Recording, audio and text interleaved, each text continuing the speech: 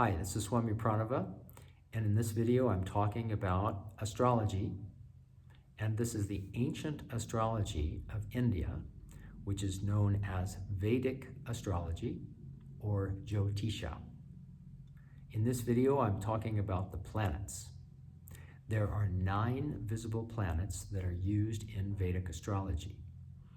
They are the Sun, the Moon, Mars, Mercury, Jupiter, Venus, Saturn, Rahu, and Ketu.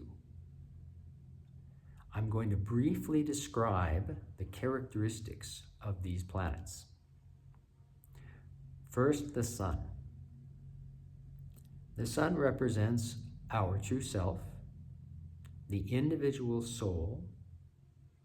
It can also represent our sense of self-confidence. It represents power, success.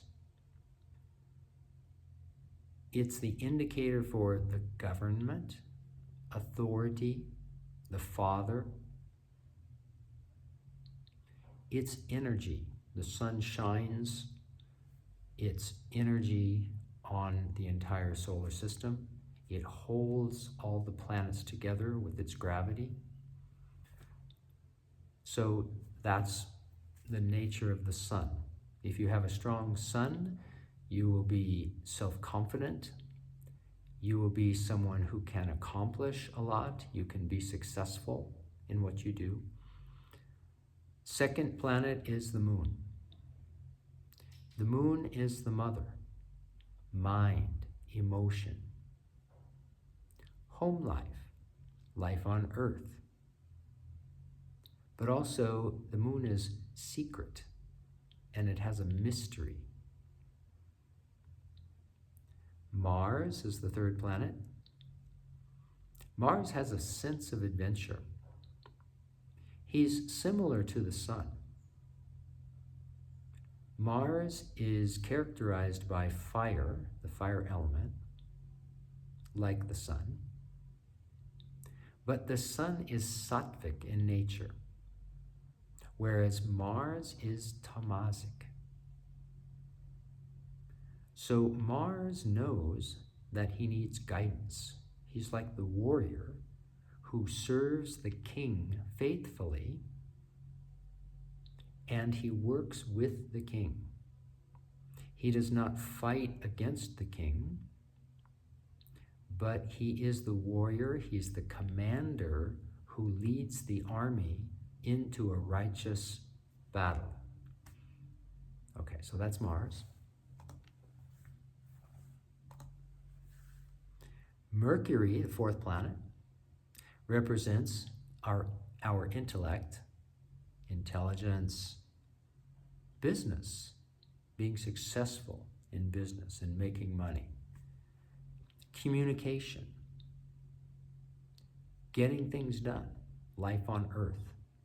The element of Mercury is the earth element. So there are 5 elements, and we'll talk more about this later.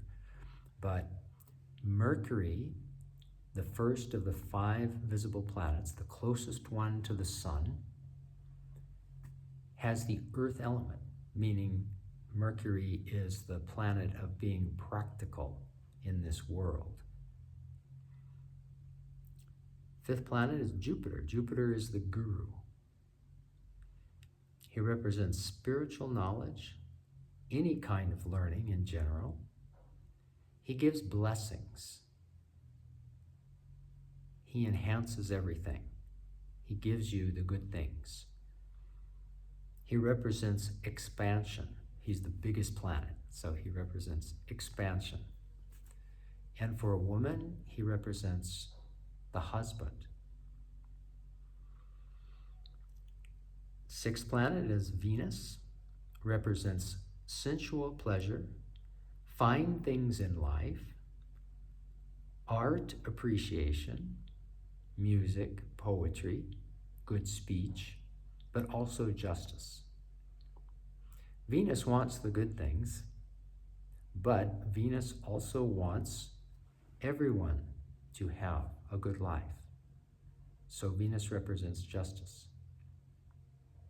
Venus is also a guru, but he's the guru of the demons, the beings who have lost the spiritual path. Sixth planet is, or seventh planet, is Saturn. Saturn is the farthest away from the sun. He doesn't like the sun. The sun is like the king or the president. Saturn is like the common person. He looks at the sun and criticizes the sun and says, the king is not doing his duty properly sometimes, okay? But Saturn can also be nice. Saturn is the planet that brings loss, restriction, limitation. We have to wait for things. We have to be patient. Saturn represents hard work, and he's characterized by manual labor, the jobs that no one wants to do. But Saturn has many positive qualities, which means he gives us tremendous inner strength. He gives us the ability to keep working. He's the ruler of the sign, we'll see later, Capricorn, which represents just going through any difficulties and not stopping. And he's the slowest planet. He moves very slowly around the Earth, around the sun in 29 years. Okay. And then finally, we have the most wonderful two planets, Rahu and Ketu. They're not actually planets. They're not like, a solid piece of Earth that's moving around the sun. But they're places where the path of the sun and the path of the moon cross. And so they cross on one side of the Earth, that's called Rahu, and they cross on the other side of the Earth, that's called Ketu. And these planets bring karma from our past lives. Rahu brings karma in the form of desire, things that we wanted in a past life, but we didn't get to do or didn't get to experience, didn't have. So Rahu brings that to us.